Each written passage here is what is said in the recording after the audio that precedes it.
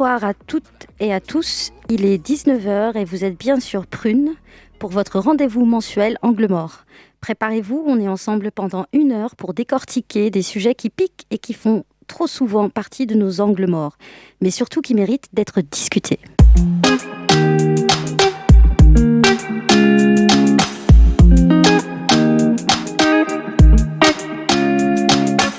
Bienvenue sur Prune, là où les luttes antiracistes et décoloniales prennent la parole.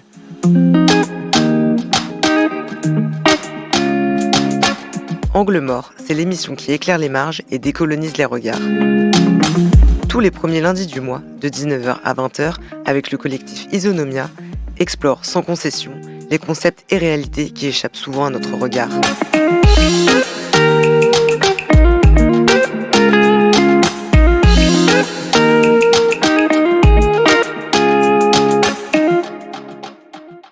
Ce soir, on s'attaque à un dossier brûlant. Et pour m'accompagner, l'équipe au complet est fidèle au poste. Moussa avec la came entre rire et vérité, Rêve avec la précision légendaire de son instant lexique, et Charles Marquet avec son hors-piste en apnée. Pour vous donner un avant-goût de notre thématique, c'est le moment de l'édito d'Angle Mort. Les périphéries parlent au centre, c'est l'édito d'Angle Mort. Dans les coulisses du monde, sous des projecteurs médiatiques, se tisse une toile. Une internationale silencieuse mais puissante, qui n'a ni drapeau, ni hymne, mais qui respire par 1000 ramifications souterraines, l'internationale réactionnaire. Quand on parle de réaction aujourd'hui, de forces qui se dressent contre les mouvements de progrès social, des forces qui s'organisent pour maintenir un ordre établi où les hiérarchies de pouvoir ne sont jamais remises en question. Que ce soit dans le domaine religieux, économique, politique, culturel, sportif ou même social, cette vague réactionnaire se manifeste de manière insidieuse, souvent sous les apparences les plus anodines. Elles sont multiples et des fois elles se cachent derrière des discours qui peuvent être séduisants, rassurants et très simples. Ces mouvements peuvent apparaître comme des poussées isolées, mais sont en fait les symptômes d'une réaction globale contre l'émancipation, contre les minorités, contre les femmes, contre tout ce qui pourrait ébranler un ordre bien établi. Et d'ailleurs, se présenter comme progressiste n'empêche pas d'alimenter des discours réactionnaires. On le voit aujourd'hui, notamment avec les prises de position de certains mouvements féministes universalistes sur l'immigration, le voile ou encore la libération d'autres femmes. Et cela n'a rien de surprenant, car pour l'international réactionnaire, le genre joue un rôle important. Il est une architecture politique de contrôle, un outil de domination. Rien de nouveau sous le soleil, j'ai envie de vous dire. L'histoire nous l'a démontré, le féminisme hégémonique a été en de nombreuses occasions et continue d'être un allié objectif des intérêts de la suprématie blanche, soit en perpétuant l'idéologie esclavagiste et colonialiste, soit en invisibilisant les récits des femmes non blanches. Allez, je ne vais pas vous en dire plus. Ce soir, nous allons essayer de déplier cette carte pour montrer comment ces forces communiquent, s'alimentent, se nourrissent les unes des autres, qui les composent, comment les reconnaître, mais aussi comment les empêcher d'avancer. Éclairer les marges, décoloniser les regards. Angle mort, là où les périphéries parlent au centre.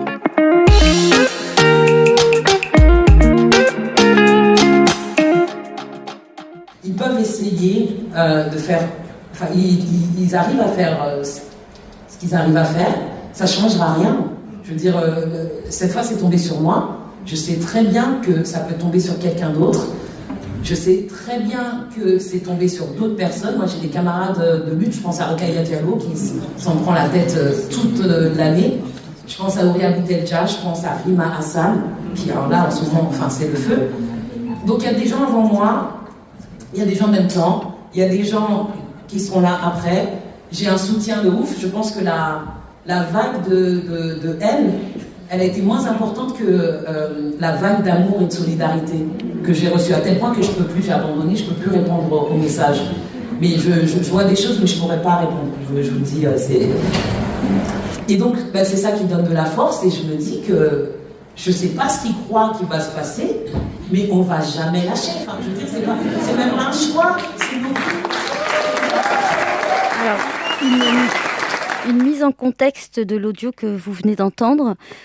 C'est Maboula Soumaoro qui intervenait qui a pris la parole le 24 novembre dernier au cours de la soirée de projection du docu autour de DJ Mehdi. Maboula Soumaoro, c'est une universitaire française, maîtresse de conférences de l'Université de Poitiers et militante antiraciste et afroféministe. Elle est spécialisée dans les études post-coloniales. Et c'est donc en tant que chercheuse engagée, puisqu'elle contribue activement au débat sur le racisme et sur l'héritage colonial, qu'elle a été récemment au cœur d'une polémique après l'annulation de sa participation à une table ronde prévue au Parlement européen à l'intention des salariés, de ces salariés, pour échanger sur les solutions pour promouvoir l'égalité et l'inclusion au travail. Cette décision est intervenue suite à une véritable panique morale menée par Marion Maréchal Le Pen, qui a qualifié sa venue de provocante et dangereuse, car c'était le cache-sexe du racisme anti-blanc et des accusations que semble avoir légitimé le Parlement européen en annulant son intervention. Alors pour lancer notre discussion, en préparant cette émission, on s'est rapidement mis d'accord sur ce titre, l'international réactionnaire.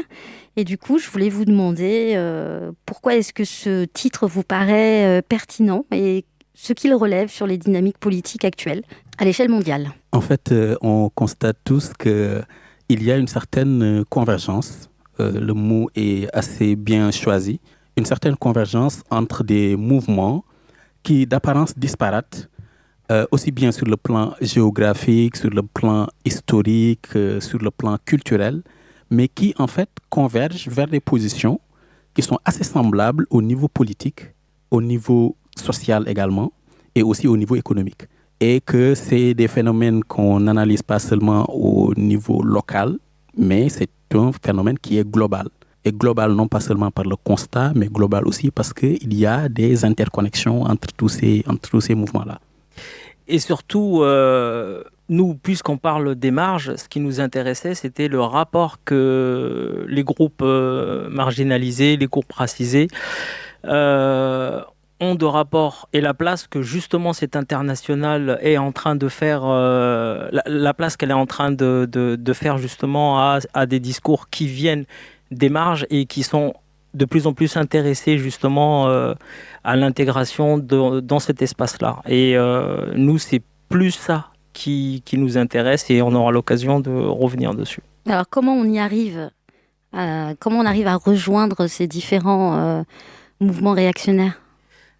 Alors, pour faire la genèse, au début, l'idée, on l'avait eue collectivement. Au départ, c'était l'élection de Trump et ce qui nous avait pas mal étonné, c'était le vote des latinos.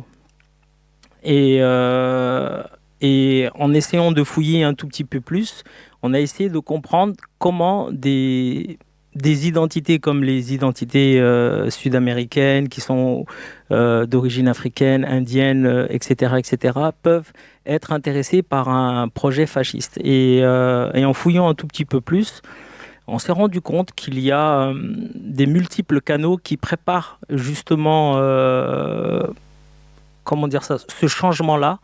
Alors, il y en a comme moi qui vont justement aller chercher dans l'influence, par exemple, des églises évangélistes, qui prônent un discours qui est assez individuel. Et l'individualisme, justement, dans ces milieux-là, c'est quelque chose qui est assez nouveau. Et ce qui nous a intéressé le plus, c'est plutôt dans nos recherches, on s'est rendu compte qu'il n'y avait pas que les mouvements religieux, il y avait aussi le sport, l'entrepreneuriat, il y avait quoi d'autre ? Les relations hommes-femmes. Exactement. Plus précisément. Et d'ailleurs, pour rebondir sur l'édito de tout à l'heure, il y avait effectivement certains mouvements féministes qui sont à l'avant-garde ou qui sont au moins qui suivent la locomotive donc de l'offensive réactionnaire. Et autant il y a l'exemple, par exemple, du féminisme hégémonique ici en France, mais pour donner un autre exemple, hier donc au Sénégal, il y a eu une prise de parole des féministes musulmanes entre guillemets. Mmh. Et cette prise de parole-là, elles l'ont prise contre la ministre de la Famille. Bon, au Sénégal, ils ont supprimé le ministère de la Femme. Donc, c'est le ministère de la Famille maintenant. Contre la ministre de la Famille, parce qu'elle avait parlé d'autorité parentale, de droits des femmes, etc., et de violence basée sur le genre. Et donc, ces femmes-là ont pris la parole pour dire que, de toutes les façons, elles sont soumises, qu'il n'y a pas de violence et que c'est leur place naturelle. Et qu'en plus, dans le discours, c'est ça qui était intéressant, dans le discours de la ministre, on voit bien qu'elle est en service commandé, qu'il y aurait des lobbies peut-être qui sont derrière et qui lui ont donné le verbatim qui permet de justifier des positions progressistes. Ça, par exemple, c'est ce qui rend compliqué des fois la lecture de l'international réactionnaire. Par exemple, au Sénégal, l'islam est hégémonique. L'islam est dans une position de force qui fait que la même prise de parole en France, par exemple, n'aurait pas le même rapport parce que quand ces femmes-là le disent, par exemple, elles se revendiquent du projet. Le projet, entre guillemets, elles se disent que le nouveau régime avait proposé un nouveau projet. Et là, elles viennent établir un rapport de force dans l'orientation du projet politique qui est en train d'être appliqué au Sénégal. Ce qui ne serait pas, par exemple, analysé de la même manière. Une prise de parole, par exemple, musulmane en France, c'est une position subalterne qui n'est pas politiquement en plein pouvoir. Et ce qui fait donc qu'il est extrêmement difficile de naviguer entre tous ces discours-là parce qu'ils sont situés, mais ils ont le même agenda. L'agenda de la domination, par exemple, du patriarcat, de manière générale. Et je veux juste, Jean-Marc, que tu reviennes sur l'accès à l'individualité, parce qu'on en avait discuté la dernière fois, mais ça serait peut-être intéressant de le partager avec tout le monde. Oui, alors mon regard, il est plus sur, comme vous le savez, un regard sur la modernité et ce que la modernité a pu amener justement à notre monde. Et aussi du rôle historique que la gauche devait avoir, justement, celle d'accompagner les groupes sociaux qui accompagner les individus, en fait, vers l'autonomie. C'est ça, en fait, le rôle historique de la gauche. Et il se trouve que le racisme a empêché, justement, que ces discours-là puissent... comment vous dire ? Mais de toutes les façons, la position de racisé oblige doublement à la communautarisation. C'est-à-dire que tu es déjà racisé, donc englobé dans une communauté que tu n'as pas choisie. Donc tu n'as pas accès à l'individu par rapport à ça. Et en plus, le discours progressiste de la gauche politique institue un sujet avec des droits individuels, sauf qu'on l'a vu, au début, on n'avait pas accès. J'ai dit on, en tant que noir, on n'avait pas accès à ces droits-là. Donc, en fait, on n'avait pas accès à l'individu et on n'avait pas non plus les moyens d'être individuel parce que nos conditions nous obligent à une certaine solidarité collective, quoi. Oui, c'est ces solidarités collectives qui prennent des formes de conservatisme qui sont souvent très, très, très, très mal compris et très, très mal interprétés. Et justement, l'international réactionnaire, à travers le néolibéralisme, est actuellement de plus en plus en capacité d'offrir justement une ascension sociale individuelle, mais par la droite, ce qui est assez rare en fait. Alors, ça existe, ça s'appelle le fascisme. Et c'est ça, en fait, qui nous a posé problème, parce que, normalement, tout processus d'ascension sociale, lorsqu'une gauche, elle est conquérante et qu'on est dans un moment progressiste, c'est justement que, en gros, dans le contexte des États-Unis, c'est tu accèdes à la classe moyenne, à la consommation, et en gros, tu dois venir au Parti démocrate. Et en fait, on voit par exemple aux États-Unis avec les latinos qu'ils ont eu accès à travers l'entrepreneuriat, le travail précaire. Ils ont eu accès à la consommation et le débouché politique vers lequel ils se tournent, c'est la droite. Même si la gauche américaine, elle est de droite pour nous. Mais bon, elle va vers Trump. Et donc, ça, c'est quelque chose qui m'a perturbé. Oui, c'est quelque chose qui est nouvelle d'une part, et d'autre part, ça explique aussi que ces trajectoires-là sont impulsées par d'autres réalités que le discours de la gauche habituelle qui leur permettait d'accéder à la classe moyenne, en vrai, de se sociémiser, pour reprendre une certaine expression, ce qui fait que en France aussi, c'était un peu la même chose, hein, dans les 30 glorieuses, etc. Il y avait un parcours fléché, en fait, de l'ouvrier blanc qui accède à la propriété, puis à la classe moyenne, puis à l'État-providence, etc., etc., et donc qui, mécaniquement, vote majoritairement à gauche, même s'il y a toujours eu ce fond de vote de droite, voire vote d'extrême droite, etc. Et que donc, du coup, moi, la question que je me pose, c'est quels sont les autres discours qui les influencent ou quelles sont les conditions matérielles qui les poussent vers la droite plutôt que vers la gauche ou vers leur parti historique qui était le Parti démocrate, quoi. La facilité serait de dire le racisme. Nous, on a un exemple clair en France. Dans les quartiers, on voit très bien que l'ascension sociale à travers l'emploi, le salariat est assez limitée. Et on voit beaucoup de personnes de notre entourage proche qui vont aller dans des travails ubérisés. Et commencer à avoir un imaginaire petit bourgeois, mais petit bourgeois de droite, limite un peu libertarien, quoi. Tu dis que c'est le racisme c'est pas eux qui sont racistes, mais c'est le racisme qui les pousse. Exactement, et qui le pousse justement vers ces voies-là. Et en fait, ce qui nous avait le plus intrigué avec Rêve, c'est qu'on voyait tourner des vidéos de Charles Gave, qui est un financier de Éric Zemmour et de l'extrême droite en général, qui tournait dans les réseaux sociaux de certains de nos amis et qui ne voyaient pas, en fait... Sur des WhatsApp, des gens qui sont des conducteurs Uber, qui sont des petits entrepreneurs. Exactement. Et même les Charles Gave et tout ça étaient surpris parce que dans la rue, ce n'est pas des entre parenthèses, des petits blancs qui viennent le check dans la rue. Il s'est rendu compte que c'était beaucoup de chauffeurs Uber. Oui, il le dit lui-même. Il le dit lui-même et qu'il était vraiment beaucoup étonné, mais... là, ça parce que je les aime pas, pourquoi ils... C'est exactement ça. Mais c'est littéralement ça. C'est pas eux que je vise. Ouais. Bien sûr. Et aussi, on le voit aussi dans le sport, parce qu'on sait que le sport véhicule aussi... Là, je sais qu'il y a le MMA depuis qu'il a été légalisé en France. On voit le MMA devenir un nouveau débouché, en fait. Oui, parce que là, le MMA, pour moi, c'est moins clair. Parce que, en fait, quand tu axes sur la famille en disant il faut une famille, un papa, une maman, il faut revenir à des valeurs traditionnelles, je capte. Si tu dis il faut que tu réussisses et que du coup tu aies accès à la propriété, je peux capter. Mais là, avec le MMA, le sport... mais c'est peut-être parce que, tu sais, le MMA, il a été beaucoup démocratisé par l'UFC. Et le président de l'UFC, c'est un fervent Dana White. Trumpiste de fou. Donc lui-même, dans sa façon de communiquer, il revendique ça. Et je pense qu'il a une influence même sur ses combattants qui eux-mêmes, à la fin de leur combat, quand ils gagnent, ils saluent Trump, USA. Oui, tout ça. Et puis l'exemple de Dana White est un très bon exemple. D'une part parce qu'il a soutenu Trump et qu'il va être dans l'administration de Trump.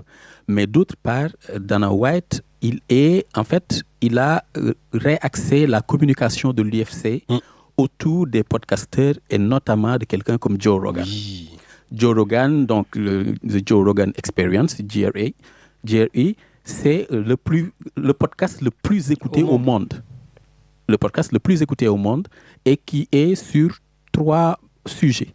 C'est donc MMA, sport de combat, sur donc de la politique et de la science, donc mêlés ensemble, et puis de la comédie. Donc, ce sont des comédiens qui viennent, etc. Et ces plateformes-là, et Joe Rogan, donc, il a eu tellement de succès que... Il a commencé à gauche, hein. Oui, très à gauche, parti démocrate, etc., etc. Mais en fait, sa plateforme a tellement explosé que d'autres podcasteurs se sont engouffrés dans le même filon. Ce qui fait que quand un jeune homme est intéressé par l'UFC, MMA et tout ça, et qu'il veut se renseigner sur ce monde-là, suivre les stats, suivre les actualités, écouter, parce que Joe Rogan, d'ailleurs, lui, il a combattu. Il a combattu, en même temps, il est comédien.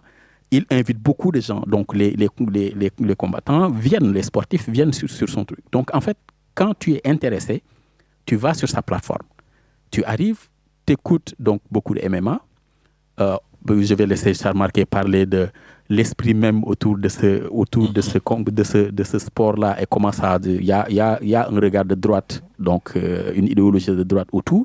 Mais en fait, ce sont des canaux de radicalisation vers la droite, parce que quand tu arrives chez Joe Rogan, tu n'écoutes pas seulement des sportifs, tu écoutes aussi des politiciens qui sont de droite. Majoritairement, par exemple, quelqu'un comme Kamala Harris a refusé d'aller chez Joe Rogan pour cette raison-là. Et puis, tu vas entendre des comédiens qui sont de droite. Et en plus, tu vas entendre des scientifiques qui sont de droite. Tu vas entendre ce qu'on appelle the dark triad aux États-Unis. C'est la triade sombre ou noire, quoi. C'est des intellectuels qui sont marginalisés par la science. Exactement, mais parce que ils n'ont pas accès à à leur père de manière classique dans les publications, mais parce qu'ils font de la pseudoscience, et de la pseudoscience qui est racialiste, très complotiste. D'ailleurs, Joe Rogan a vraiment répandu beaucoup de trucs anti-vax pendant le Covid.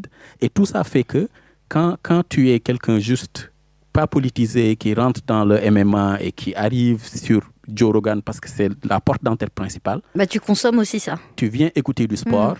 Tu te retrouves à être convaincu par un racialiste qu'il y a une hiérarchie des races. Et quand je dis ça, ce n'est pas une métaphore, c'est des invités comme les Nick Fuentes et autres qui le disent chez Joe Rogan. Et il y en a d'autres acteurs comme ça. Est-ce que, par exemple, en France ou en Afrique ou ailleurs, est-ce qu'on a d'autres mouvances En France, j'arrive pas... En France, en fait, quand tu prends des gens comme le Raptor Dissident, en fait, tous ces jeunes-là qui sont des youtubeurs, mais qui sont dans le même truc, tu vas trouver qu'ils oscillent toujours entre le milieu du MMA, le milieu des sports de combat. Oui, ils vendent des compléments la musculation, nutritifs. Exactement. Parce que c'est un modèle économique qui a été développé aux États-Unis, qui est très, très bien rodé, en fait. Et c'est exactement les mêmes profils que tu vas trouver ici. Par exemple, la personne dont je parle là, tu vas aller sur ses vidéos YouTube, c'est raciste, quoi. Ça veut dire que c'est des gens qui rentrent et que tu vois qui disent beaucoup, qui ont été radicalisés vers la droite, par exemple par le Raptor Dissident. Mais il n'est pas le seul. Il y a les Papacito qui avaient menacé Mélenchon à une époque. Mais ils sont peut-être un peu plus visibles. Je sais pas, Papacito, je vois qui c'est, mais... Après, moi, je sais pas... Est-ce que maintenant, c'est pas les Thaïs, là, tu sais, la... Thaïs Descuffon, ouais, hein. voilà, tu sais, c'est pas elles qui prennent le relais ici. Mais en fait, ce qui est intéressant, en fait, pourquoi le MMA, en fait, on s'est intéressé, parce que dans les salles de sport, c'est le seul endroit où des mecs de quartier, des gars d'extrême droite peuvent se retrouver. Il n'y a aucun autre endroit en France, à l'armée aussi. Donc, l'armée et les salles de MMA, même les salles de boxe à l'époque, c'était un peu comme ça. C'est le seul endroit où, quelque part, il y a de la diversité. Et demain, nous ne sommes pas à l'abri de justement voir des dynamiques d'extrême droite dire... être un tout petit peu moins racialiste, entre parenthèses, et de justement faire une espèce de jonction en disant que les gars, vous avez les mêmes valeurs que nous, les valeurs familiales, etc. Et en plus, les trans, ils sont un peu chelous, les LGBT, vous les aimez pas, etc. Et c'est vraiment le discours. Et c'est ça qui est en train de mordre de plus en plus. À Nantes, là, tout à l'heure, je parlais des quartiers, mais à Nantes, là le truc qui se profile, c'est souvent autour de la sécurité, protéger les enfants, avoir plus de... Tu vois, et même ce discours-là a même un écho dans les quartiers. Regarde, quand tu parlais de protéger les enfants, tu connais aussi bien que moi, on avait vu passer des vidéos aux États-Unis sur des familles somaliennes. Ouais. Qui étaient horripilées parce que l'enfant avait dessiné un arc-en-ciel à l'école. Et qui viennent demander des comptes à la maîtresse en disant « Mon enfant a dessiné un arc-en-ciel. S'il a dessiné un arc-en-ciel, c'est que vous l'avez poussé à adopter. » LGBT ou un truc comme ça. Et en fait, c'est ces stratégies-là, justement, anti-LGBT et anti-trans, qui parlent à des paniques morales de non-blancs et de blancs. Et on voit en fait ces gens-là... De la même manière que la misogynie, c'est vraiment des sujets qui sont vraiment des transversaux. Sujets... Exactement. Et en fait, il faudrait justement ne pas jeter le bébé avec l'eau du bain. Oui, Et c'est bien. l'eau propre. C'est bien, l'eau c'est bien. propre. Mais c'est justement ce qu'on essayait d'expliquer tout à l'heure, c'est que le conservatisme chez les milieux, chez les marges, on ne peut pas le prendre d'une manière, comment dire, on peut pas avoir la même approche qu'avec tu sais, les congrégations Saint-Pidis et tout ça là, tu sais, tous les fous furieux. On peut pas prendre parce que socialement, elles ne veulent pas dire la même chose. On a des milieux qui, justement, comme je disais tout à l'heure, n'ont pas eu accès à l'individu, à l'individualisme. Et d'ailleurs, ça tiraille dans les familles. Hein. On connaît tous autour de nous une tata qui est partie et qui a été sanctionnée par la famille, comme si, et après, elle vit comme une espèce de mort sociale parce que être un individu quand tu viens d'un milieu racisé ou dans un milieu conservateur, comme nous tous on vient, tenter une aventure individuelle, c'est une mort sociale. Et donc, pour revenir à ça, c'est pour ça que nous, quand on voit justement ces dynamiques conservatrices, ça nous pose la question et en fait ça nous dit surtout aussi beaucoup du recul justement de la gauche, parce que comme je disais tout à l'heure, le rôle historique que doit tenir la gauche justement, c'est d'aller voir ces marges-là et de les faire sortir justement. Mais parce que, il faut quand même le dire aussi, en France, la gauche en France a eu, on va dire, un rapport très très particulier, par exemple, à toutes les populations racisées dans les quartiers, etc. Ça a été de la gestion, ça n'a pas été de la politisation. Moi, j'ai toujours été étonné quand je suis arrivé en France. Moi, je dirais même de l'administration indirecte. Ouais. Et si je peux être méchant, colonial. Colonial. Parce que... l'administration indirecte, c'est colonial. C'est une façon de le dire. On va utiliser méchant, c'est pas méchant. C'est pas méchant. Mais justement, et en fait, par exemple, moi, ce qui m'avait étonné, c'est la façon dont il y a eu énormément de mairies communistes et mairies socialistes et qu'il n'y a pas eu de politisation vers le communisme ou vers le socialisme. Mais parce que ce qui a été proposé, c'est du divertissement à côté. La consommation. Exactement. Maison de quartier, un petit studio pour le rap, etc. Un peu de trucs pour le club de foot et autres. Ça, c'était avant. Ouais. Et ça, c'était... c'était avant. Mais justement, c'est-à-dire qu'ils proposaient ça. Donc, ils occupaient les gens, au sens de occuper, au sens donc quotidien de tous les jours, etc.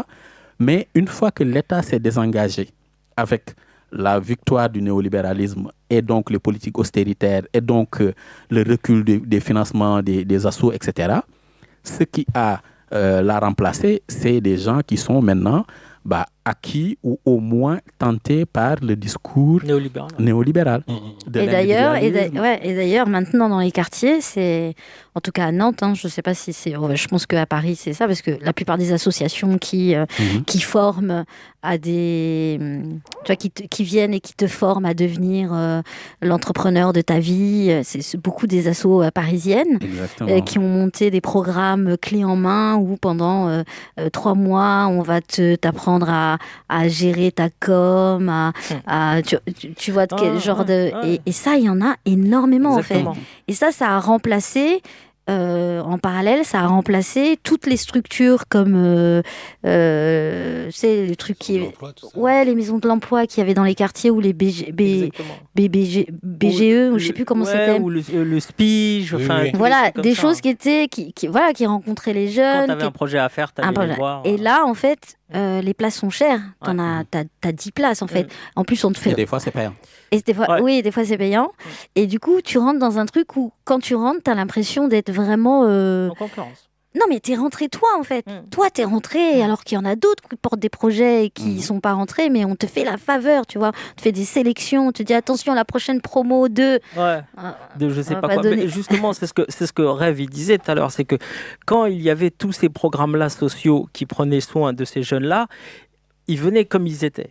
Et donc, il y avait un discours pour... Et moi, j'ai eu des discussions avec des amis qui tiennent justement ces associations-là, et je lui avais fait remarquer que je t'entends avoir un discours pour X ou Y, mais je lui dis, mais la personne qui n'a pas de talent, quand t'es nul, tu sais rien faire, dis-moi, t'as quoi pour lui ? Rien, en fait. Donc, tu vas déjà aller...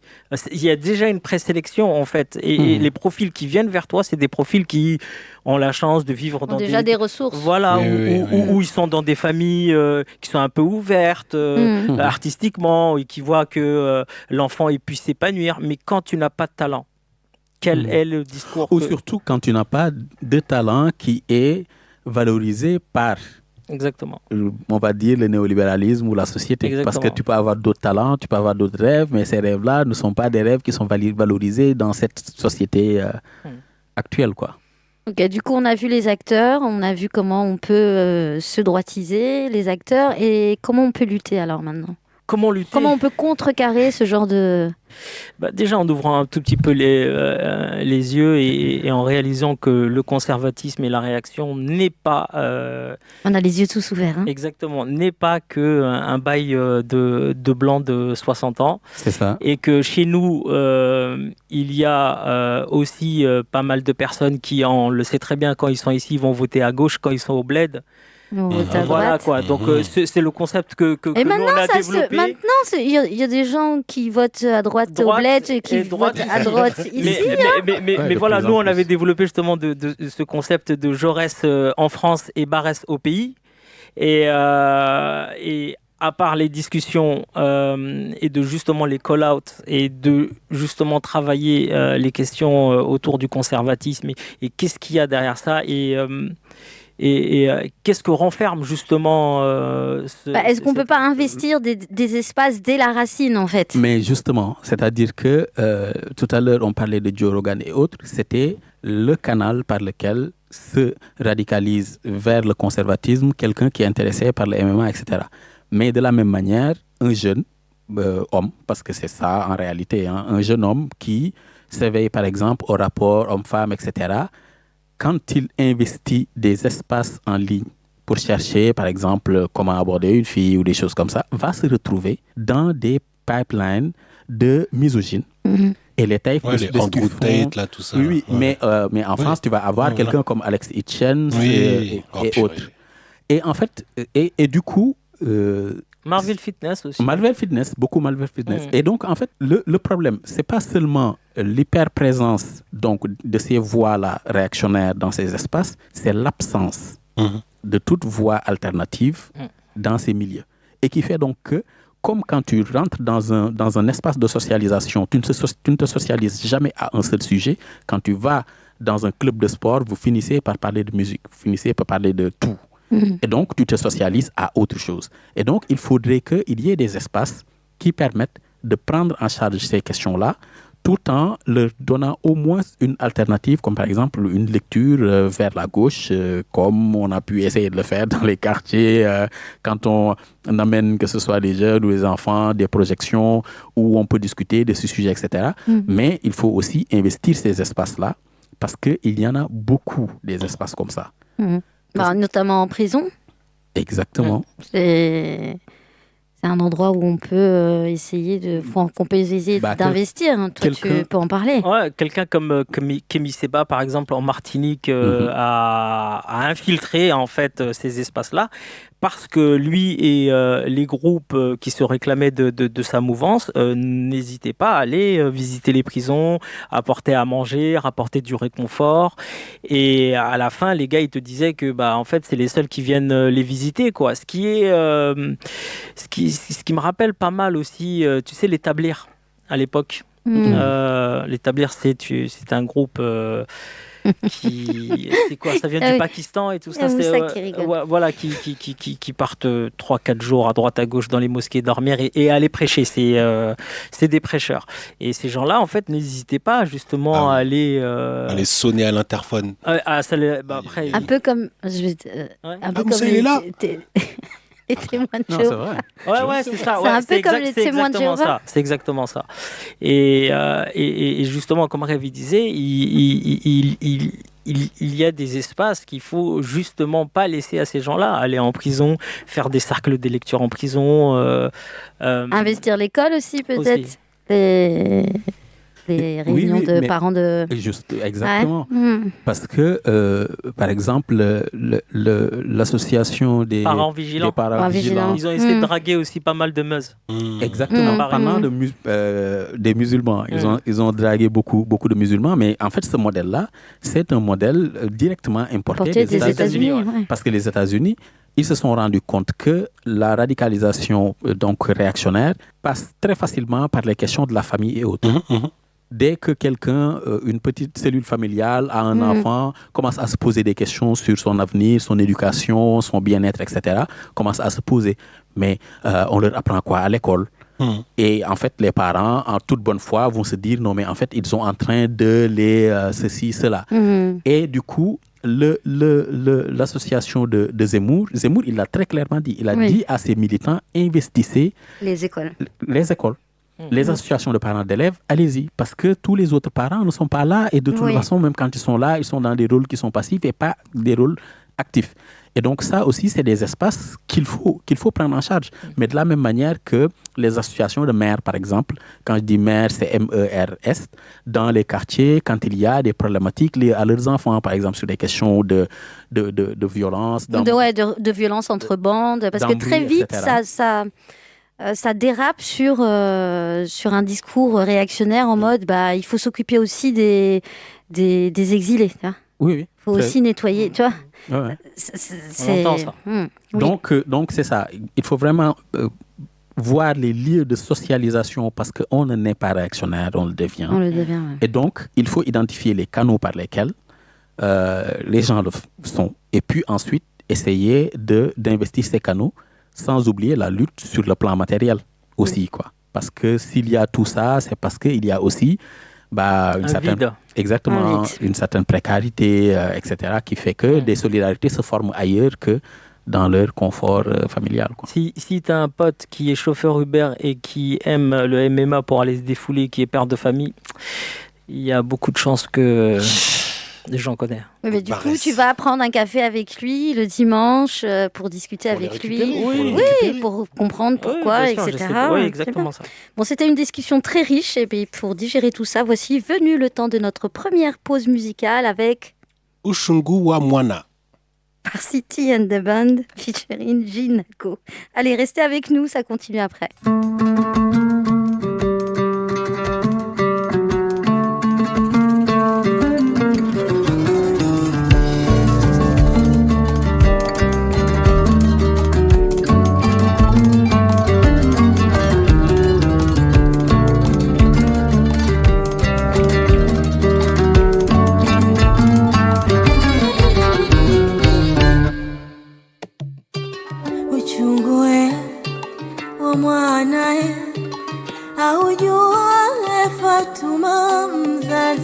Uchungu wa mwanae aujua kapata tabu, mashaka na kazi, ugonjwa ni suna, kufa ni faradhi. Kapata tabu, mashaka na kazi, ugonjwa ni suna, kufa ni faradhi. Uchungu wa mwanae aujua Fatuma mzazi, uchungu wa mwanae aujua Fatuma mzazi.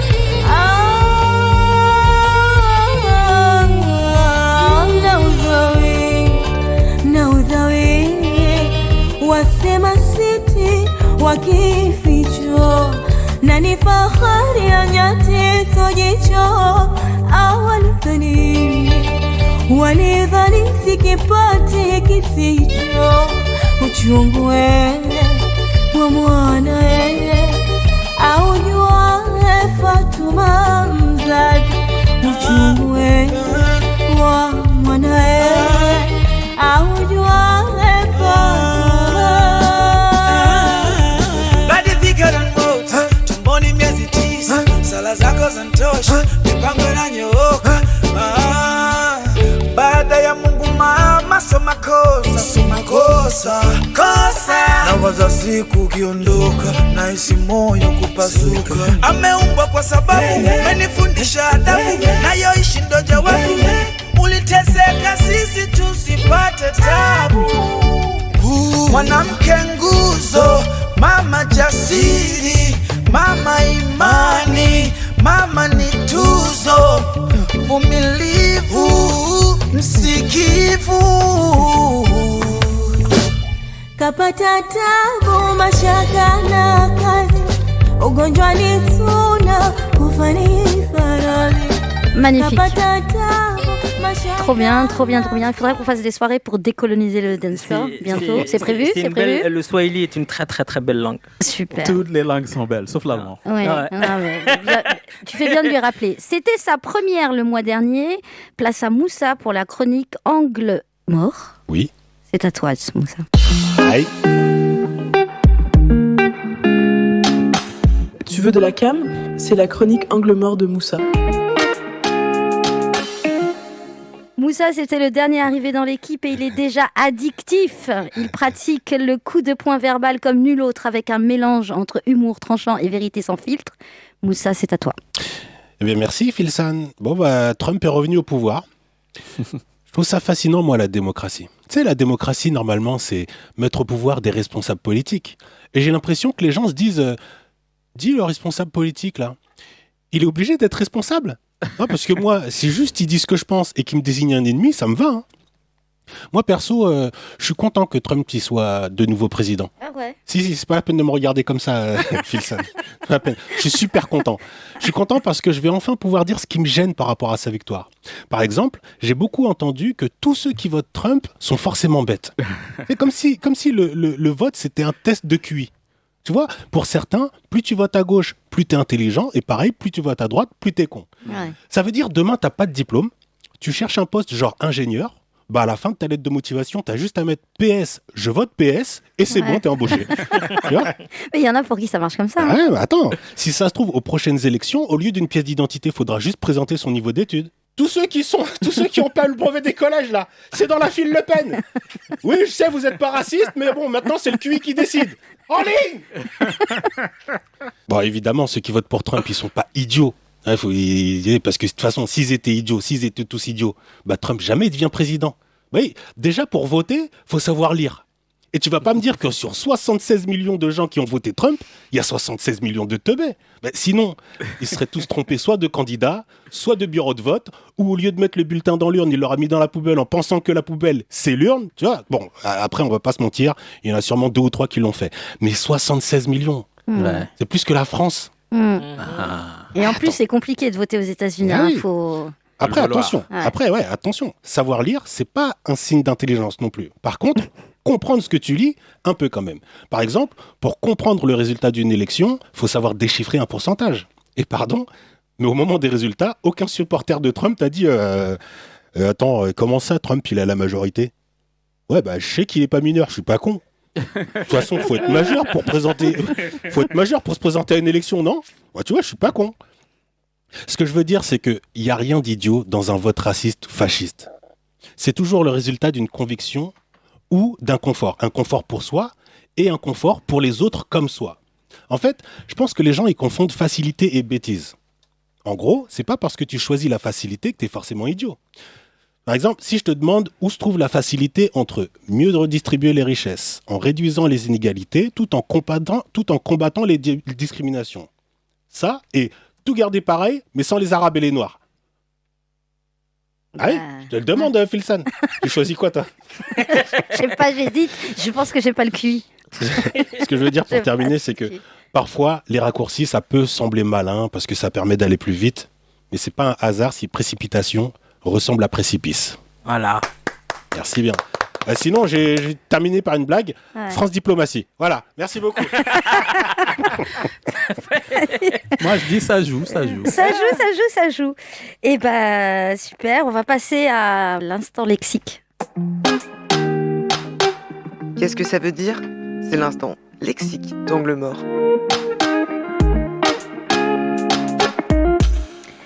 Alors maintenant, on laisse la parole à Rêve, notre décodeur de concepts, le leader maximo des mots. Ce soir, il nous dévoile les mystères du conservatisme. Rêve à toi de nous guider.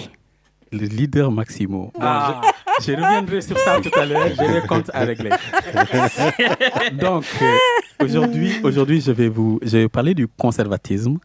Et en guise de définition, je vais vous proposer ce qu'avait dit Jacques Ellul, donc un intellectuel français de gauche. Et il disait que le conservatisme, c'est la tendance à refuser tout changement, à vouloir maintenir un univers identique à celui qui existe, spécialement sur le plan politique et social. Donc, pour aborder cette question, moi, je vais vous proposer d'abord de voir la notion, puis ensuite de voir le discours qui est autour, et puis de le confronter au réel. La notion, contrairement à ce qu'a dit Jacques Ellul, avant d'être une disposition morale, c'est surtout une volonté de conservation des places dans les rapports de domination. C'est-à-dire, dans le conservatisme, on a tendance à penser que le conservateur essaie de conserver un ordre ancien. Il y a beaucoup de ça, mais le conservateur, en réalité, il essaie de conserver sa place dans la hiérarchie sociale. Donc, il ne faut pas que ces hiérarchies bougent. Et s'il faut changer pour que les hiérarchies ne bougent pas, le conservateur est très progressiste dans ce sens-là. C'est pourquoi on peut avoir des conservateurs qui sont, par exemple, dans la Silicon Valley, par exemple, ou quelqu'un comme Elon Musk qui peut être un conservateur. Donc, cette notion, il faut la décorréler de cette idée de disposition morale, etc. Mais surtout, c'est un mouvement. C'est un mouvement qui a été construit en réaction à la Révolution française ou aux révolutions, parce qu'il y a la Révolution anglaise du XVIIe, etc., la Révolution française du XVIIIe, mais c'est porté intellectuellement en Angleterre par des gens comme Edmund Burke, par exemple, qui a écrit dès 1790 un ouvrage sur des réflexions sur la Révolution française pour en tirer des conséquences. Et puis, en France, on va avoir dans la même décennie quelqu'un comme De Maistre, par exemple. Et puis, de manière plus récente, on va avoir des Russell Kirk, des Oakeshott, etc. Mais ce qui fait la particularité de cette notion par rapport, par exemple, au progressisme, c'est que le conservatisme s'oppose au progrès civil. C'est pourquoi c'est le conservatisme réactionnaire contre l'avènement des droits de l'homme pendant le XVIIIe siècle. Il y a le conservatisme qui s'oppose aux droits politiques, c'est-à-dire le conservatisme suprémaciste contre l'extension des droits politiques, notamment le droit de vote, l'extension du droit de vote au suffrage universel, ensuite au suffrage des femmes, etc. Puis il y a le conservatisme qui s'oppose au progrès social. Donc c'est le conservatisme austéritaire des néolibéraux ou essentialiste des racistes, par exemple, contre l'extension des droits sociaux, l'extension des droits civils, des mouvements des civil rights, par exemple, aux États-Unis, etc.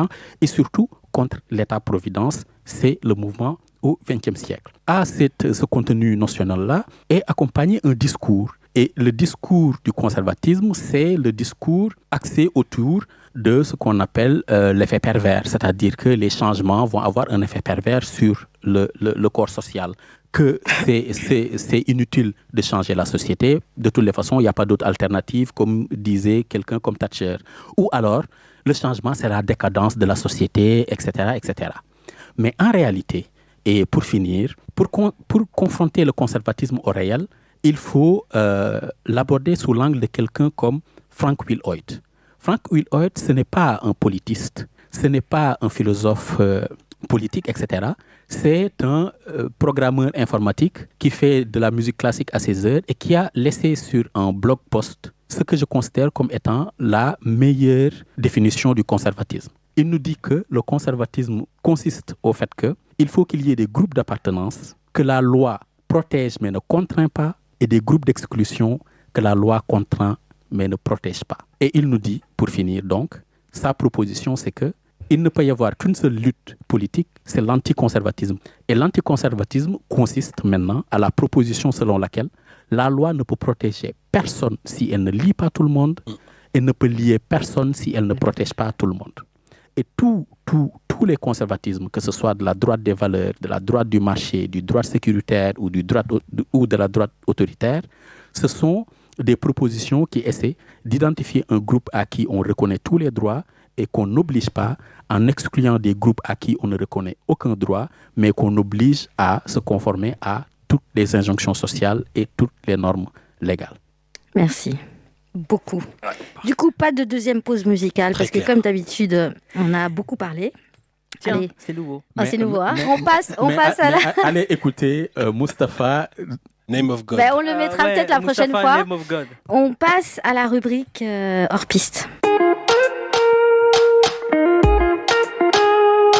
On prend un détour. C'est le moment hors piste d'Angle Mort.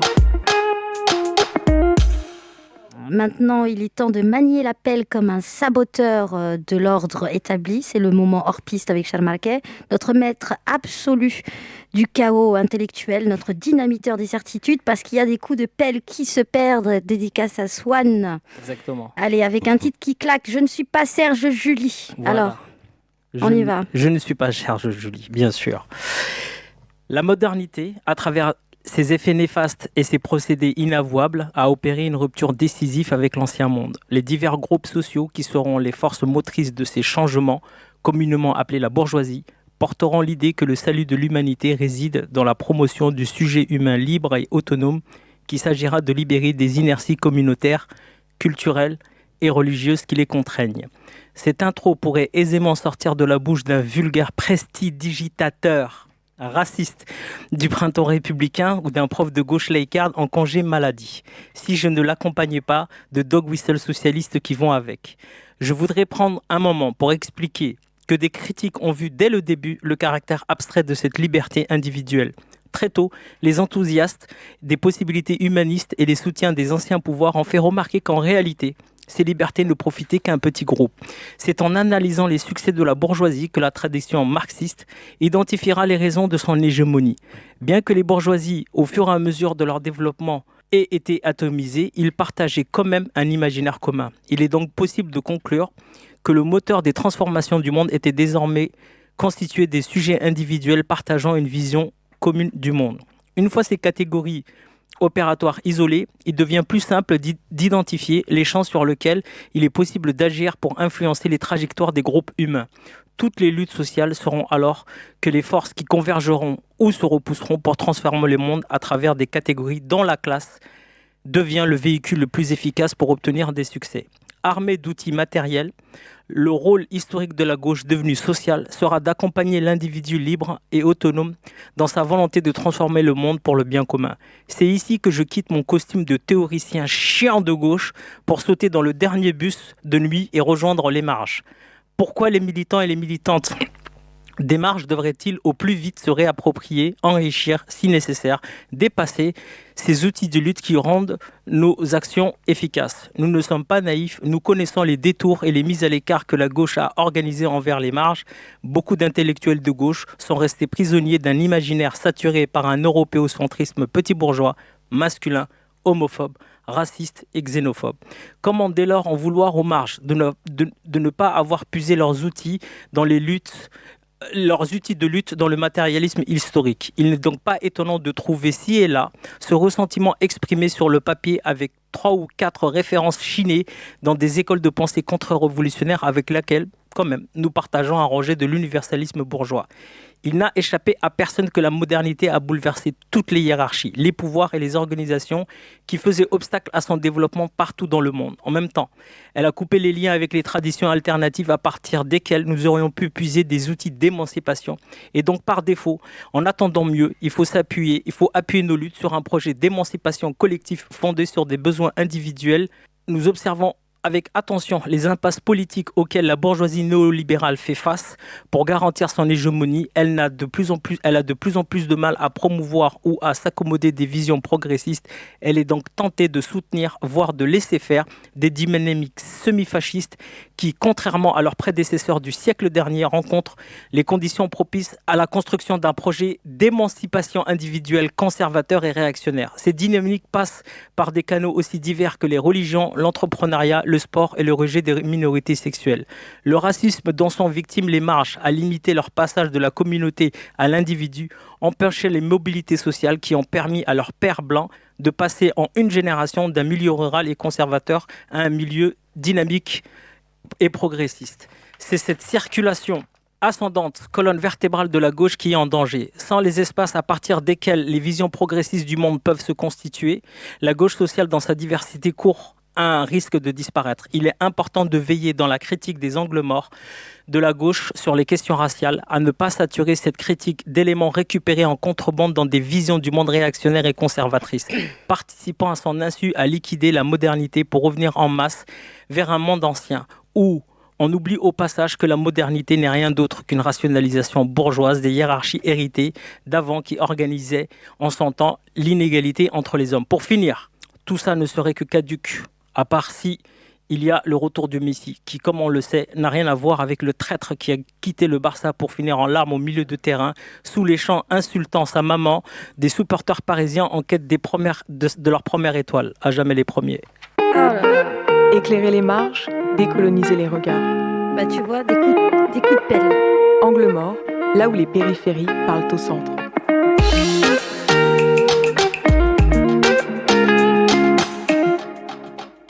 Bon voilà, c'est fini. Définitivement 1 heure, c'est pas assez. En tout cas, si vous voulez creuser le sujet du conservatisme, on vous conseille vivement d'écouter Politicon, alias Karim Piriou, que vous pouvez retrouver sur sa chaîne YouTube consacrée à la vulgarisation des concepts politiques et des théories sociales. Avec un format accessible, il explore des doctrines variées telles que justement le conservatisme. C'est à consommer sans modération, vraiment, si vous souhaitez approfondir votre compréhension des enjeux politiques contemporains en bénéficiant d'une approche pédagogique claire et engageante. Voilà. Et pour faire une dédicace à Karim de Politicon, je vous laisse sa définition du conservatisme. Le conservatisme, c'est en quelque sorte la volonté tenace de préserver le statu quo, qui profite à un certain ensemble de la société. La disposition à conserver ce qui pour nous est familier peut se traduire et se transformer dans les faits dans une disposition à conserver ce qui assure pour nous l'aisance d'une vie sans domination et la peur que l'élargissement de l'égalité de cette aisance nous soit trop dommageable. Trop bien. On espère que vous avez pris autant de plaisir que nous à écouter cette émission que nous de la faire. On se retrouve le mois prochain, même heure, même énergie. D'ici là, vous pourrez retrouver très vite le podcast de cette émission sur Radio Prune, mais aussi sur d'autres plateformes. On vous souhaite aussi de bonnes fêtes de fin d'année, parce que du coup, on se retrouve que l'année prochaine. C'est vrai. À l'année prochaine. À l'année prochaine. Voilà, le solstice, là, bientôt. Et n'oubliez pas, on n'a pas de Tipeee, donc on n'a pas besoin que vous nous passiez de la thune. Ok. En attendant, je ne sais pas à qui ça s'adressait, hein, mais en attendant, restez critiques, restez critiques, restez attentifs et surveillez vos angles morts. Et encore bonne fête de fin d'année. Ciao.